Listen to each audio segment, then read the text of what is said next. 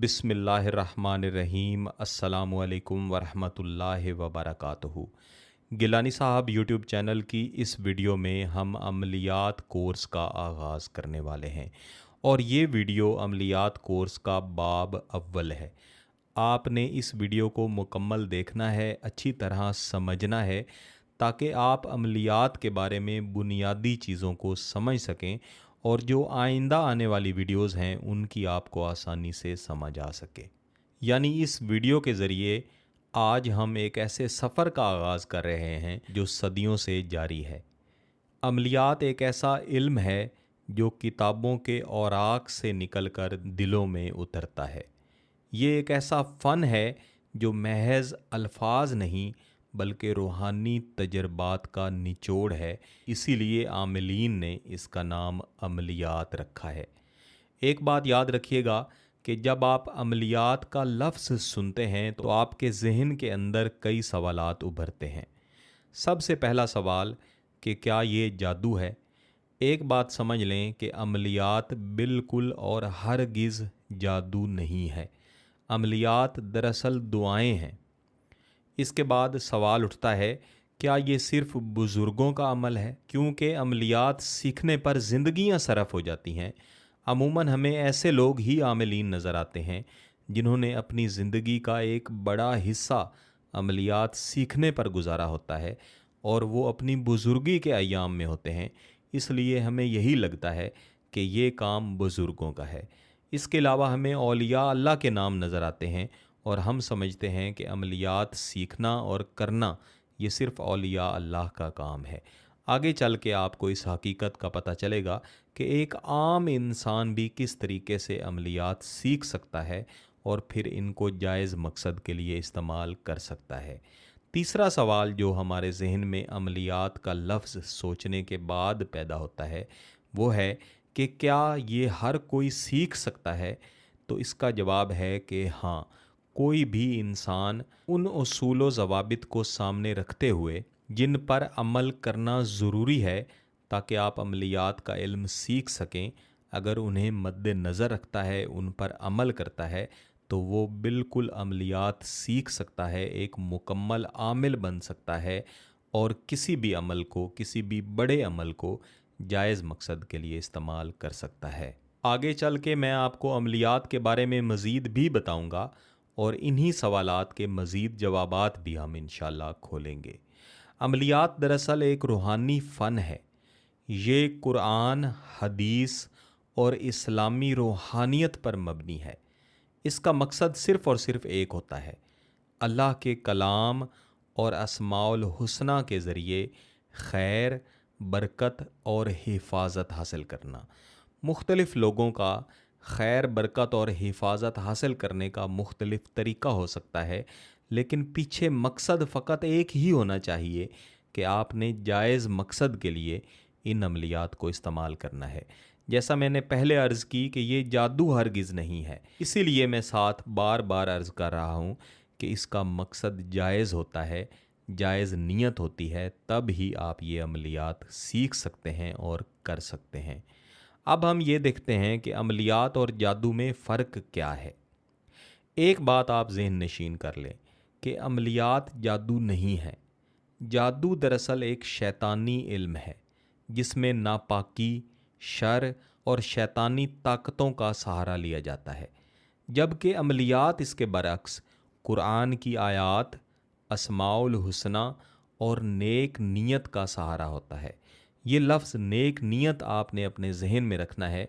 आगे चल के मैं आपको इसके बारे में एक बहुत ही ज़रूरी बात बताऊंगा, लेकिन पहले एक नुक्ता समझ लें कि जो जादू है, जैसा मैंने पहले अर्ज़ की, इसमें शैतानी अमल होते हैं, इसमें नापाकी होती है, शर होता है, शैतानी ताकतों का सहारा लिया जाता है। दरअसल सिफली या शैतानी या काला जादू करने वाले वही अमलियात इस्तेमाल करते हैं जो कि नूरी अमल करने वाले इस्तेमाल करते हैं, सिर्फ़ उनकी तरतीब को वो उल्टा कर देते हैं। मसलन अगर वो कुरान पाक की कोई सूरत पढ़ते हैं तो उस सूरत के अंदर कोई ऐसा शैतानी लफ्ज़ शामिल कर देते हैं जिसके साथ उस सूरत के साथ जुड़े मुवक्किलात को नफ़रत होती है।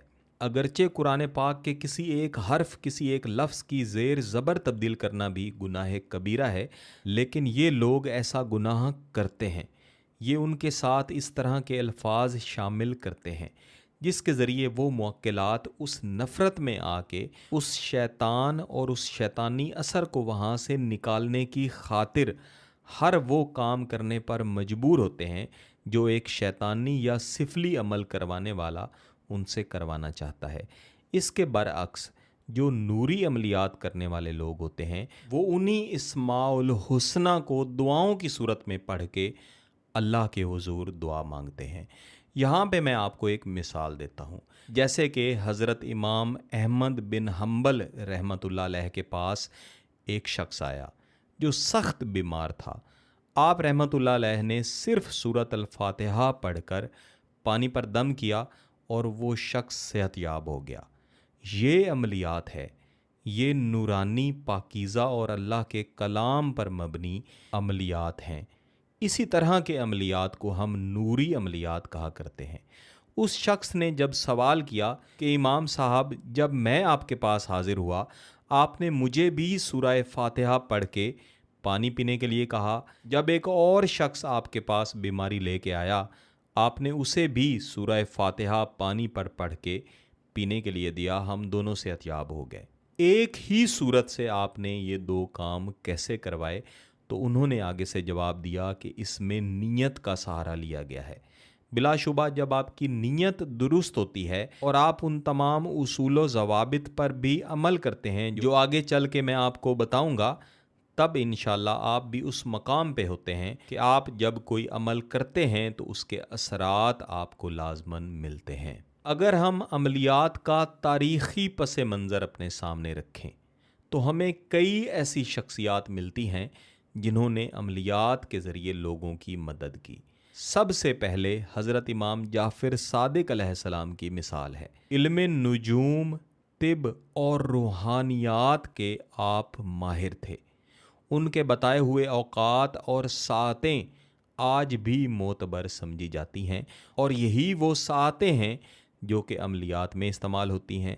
انہی کے بتائے ہوئے وظائف آج تک مستمل ہیں، یعنی وہ بھی عملیات میں ماہر تھے، اپنے وقت کے عملیات کے امام تھے۔ اس کے بعد آپ حضرت علی حجویری رحمۃ اللہ علیہ کو دیکھیں، جنہیں ہم داتا گنج بخش کے نام سے یاد کرتے ہیں۔ ان کے وظائف اور دعائیں آج بھی لاکھوں لوگوں کی زندگی بدل رہی ہیں۔ ان کی مختلف کتب میں مختلف عملیات، مختلف وظائف ہمیں آج بھی ملتے ہیں، جنہیں ہم سادہ عملیات اور بڑے عملیات میں بھی استعمال کرتے ہیں۔ اسی طرح حضرت شاہ ولی اللہ رحمۃ اللہ علیہ کو دیکھیں، جنہوں نے علم باطن کو ظاہر کیا اور عملیات کو اسلامی اصولوں کے مطابق ترتیب دیا۔ آپ کے بتائے ہوئے وظائف، آپ کے بتائے ہوئے عملیات، حتیٰ کہ تعویذات آج بھی مستمل ہیں۔ آج بھی جو عامل ہے انہیں استعمال کرتا ہے، اس سے عین وہی فوائد حاصل کرتا ہے جو آپ نے بیان فرمائے۔ اسی طرح حضرت ابن عربی رحمۃ اللہ علیہ کی مثال اپنے سامنے رکھیں، جنہوں نے روحانی علوم کو فلسفہ، عملیات اور معرفت کے ساتھ جوڑا۔ یہ سب اس بات کی دلیل ہیں کہ عملیات ایک علم نورانی ہے جو ہمیشہ خیر کے لیے استعمال ہوتا ہے، جبکہ جادو ہمیشہ شیطانی خواہشات کو مکمل کرنے کے لیے استعمال ہوتا ہے۔ اگرچہ بعض اوقات ایسا بھی ہوتا ہے کہ نوری عملیات کو استعمال کر کے لوگ اپنی سفلی یا شیطانی خواہشات کو پورا کرنے کی کوشش کرتے ہیں۔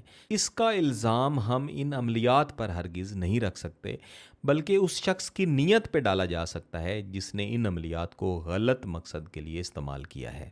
یہ بھی یاد رکھیے گا کہ عملیات کا علم نجوم کے ساتھ بہت گہرا تعلق ہے۔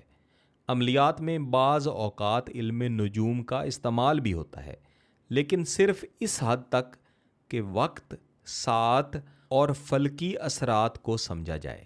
مثلاً ساعت زہرہ محبت اور الفت کے عملیات کے لیے موزوں سمجھی جاتی ہے۔ اسی طرح مشتری کی ساعت، جیسے کہ میں بعض اوقات ویڈیوز میں بھی عرض کیا کرتا ہوں کہ اگر آپ جمعرات والے دن فجر کی نماز کے بعد جب ہلکی ہلکی روشنی ہو رہی ہوتی ہے، اس وقت محبت کا عمل کریں تو اس کے زیادہ فوائد ملتے ہیں۔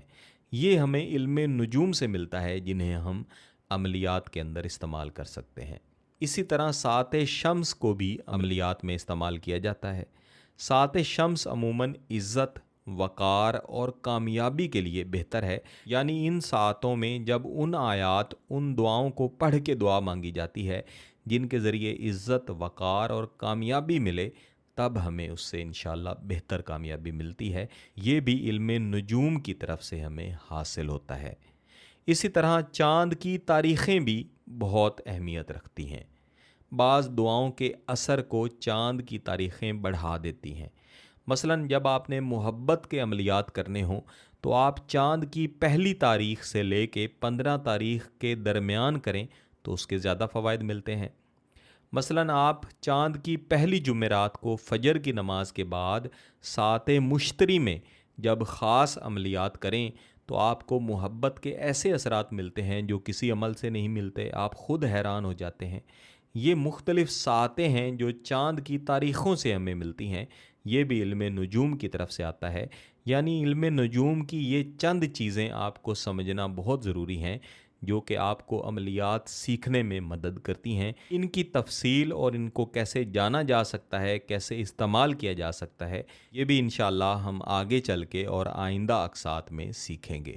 اور علم نجوم کی یہ چیدہ چیزیں سیکھنا یہ سب اس لیے بھی ضروری ہے کہ کائنات کے ہر ذرے پر اللہ کا نظام چل رہا ہے، اور جب ہم اس نظام کو سمجھ کر دعا کرتے ہیں تو پھر ہمیں اثرات بھی زیادہ ملتے ہیں۔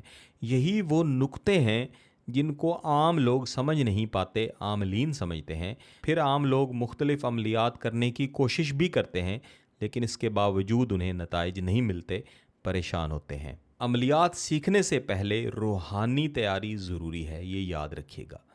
یہ علم ان کے لیے نہیں ہے جو صرف دنیاوی فائدہ چاہتے ہیں، یہ ان کے لیے ہے جو اللہ کی رضا چاہتے ہیں۔ روحانی تیاری کے مختلف مراحل ہیں، یعنی جیسے جیسے یہ کورس آگے چلتا جائے گا، اگر آپ نے آج سے ہی روحانی تیاری شروع کر دی تو آئندہ مراحل طے کرنا آپ کے لیے انتہائی آسان ہوگا۔ اس میں سب سے پہلا اصول ہے نیت کی صفائی، کہ آپ کی نیت فقط اس لیے ہو کہ آپ ان عملیات کو اللہ کی رضا کے لیے سیکھ رہے ہیں، اور یہ جان لیں کہ ہر عمل صرف اللہ کے لیے ہو۔ آپ نے طاقت حاصل کرنے کے لیے، لوگوں کو تنگ کرنے کے لیے یا ان عملیات کے ذریعے اپنے غلط مقاصد حاصل کرنے کے لیے ہرگز عملیات کو نہیں سیکھنا۔ ایسی صورت میں یہ آپ کے لیے گناہ بنیں گے۔ اس کے بعد طہارت آتی ہے، یعنی آپ کا جسم، لباس اور جگہ جہاں پہ آپ کوئی عمل سیکھیں گے وہ پاک ہونا ضروری ہے۔ طہارت کے اندر یہ چیز بھی آتی ہے کہ اگر آپ کسی وقت ناپاکی کا سامنا کریں تو آپ جلد از جلد غسل جنابت اپنائیں اور خود کو پاک صاف کر لیں۔ تیسرے نمبر پر نماز کی پابندی آتی ہے۔ نماز کی پابندی سے روحانی طاقت حاصل ہوتی ہے، اور بلا شبہ یہ روحانی طاقت حاصل کرنے کا سب سے بہترین ذریعہ ہے۔ تو آپ نے نماز کی پابندی کرنی ہے، 5 نمازیں لازماً پڑھتے رہنا ہے۔ اگر کبھی آگے پیچھے ہو جائے تو اس نماز کو پورا کریں۔ جب آپ نماز پڑھتے ہیں تو پھر عملیات کے موکلات آپ کے ساتھ محبت کرتے ہیں۔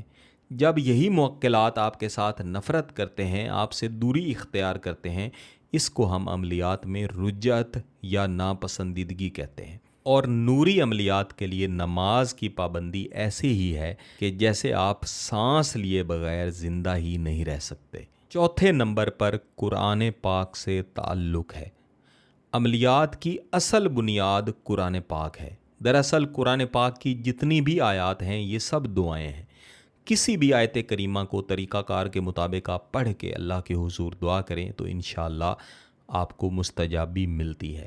اور یہ تعلق کیسے ہونا چاہیے کہ کم از کم آپ کو قرآن پاک پڑھنا آنا چاہیے۔ لوگوں کو قرآن پاک صحیح پڑھنا بھی نہیں آتا اور وہ چاہتے ہیں کہ وہ عامل بن جائیں، کوئی ایک لفظ ہو جس کو پڑھتے جائیں اور ان کو اس کے اثرات ملتے جائیں۔ ایسا نہیں ہوتا۔ یہ ایک مکمل علم ہے جس کو طریقہ کار کے مطابق ہی لے کے چلنا پڑتا ہے۔ 5ویں اور آخری نمبر پر ذکر و اذکار آتے ہیں۔ ذکر و اذکار کے ذریعے آپ کے دل کی صفائی ہوتی ہے، آپ کے اندر نورانیت پیدا ہوتی ہے۔ جب آپ کا دل صاف ہوتا ہے، آپ کے اندر نورانیت آتی ہے، تب آپ کا ذکر بھی عظمتیں پکڑتا ہے، تب آپ کو اثرات بھی زیادہ اچھے ملتے ہیں انشاءاللہ۔ یہاں بھی میں آپ کو ایک مثال دیتا ہوں۔ حضرت با یزید بستامی رحمۃ اللہ علیہ فرماتے ہیں، عمل سے پہلے دل کو صاف کرو، کیونکہ ناپاک دل میں نورانی اثر نہیں ٹھہرتا۔ لہٰذا آپ کا دل صاف ہونا چاہیے، پاک ہونا چاہیے، تب آپ عملیات کی طرف آئیں۔ اب ہم دیکھتے ہیں کہ عملیات کا مقصد کیا ہے، وہ کون سے مقاصد ہیں جن کے لیے دراصل آپ کو عملیات سیکھنے چاہیے۔ عملیات کا مقصد صرف مسائل کا حل نہیں ہے، بلکہ اللہ سے تعلق مضبوط کرنا ہے۔ یہ علم ہمیں سکھاتا ہے کہ ہم اللہ کے کلام کو کیسے اپنی زندگی میں استعمال کریں اور کیسے روحانی طاقت کو خیر کے لیے بروئے کار لائیں۔ اس کی نسبت، جیسے میں نے پہلے عرض کی ہے، کہ شیطانی علم بالکل الٹ چلتا ہے۔ وہ انسان کے نفس کے ساتھ چلتا ہے، جو نفس کہتا ہے وہ کرنے کی کوشش کرتا ہے، لیکن نوری عملیات میں فقط اللہ کا حکم چلتا ہے کہ جس طرح سے اللہ نے حکم دیا ہے اس طرح سے آپ نتائج حاصل کرنے کی کوشش کریں گے۔ اس سے ہٹ کر جو نتائج ہیں ان کی طرف آپ نہیں جائیں گے۔ یہ تو تھا عملیات کے سفر کا پہلا قدم۔ اگلی قسط میں چند اہم موضوعات پر ہم بات کریں گے، جس میں عملیات شفا ہوں گے، جس میں عملیات حفاظت، عملیات رزق اور بہت ہی اہم ٹاپک عملیات محبت ہوں گے۔ لیکن یاد رکھیے گا، یہ علم طاقت نہیں ہے، یہ امانت ہے، اور امانت صرف اسے دی جاتی ہے جو اس کا حق ادا کرے۔ اللہ ہمیں اس علم کو سمجھنے، سیکھنے اور اس سے خیر حاصل کرنے کی توفیق عطا فرمائے۔ گیلانی صاحب یوٹیوب چینل کو سبسکرائب کر کے گھنٹی کا بٹن دبا دیجیے گا۔ بہت بہت شکریہ۔ اللہ حافظ۔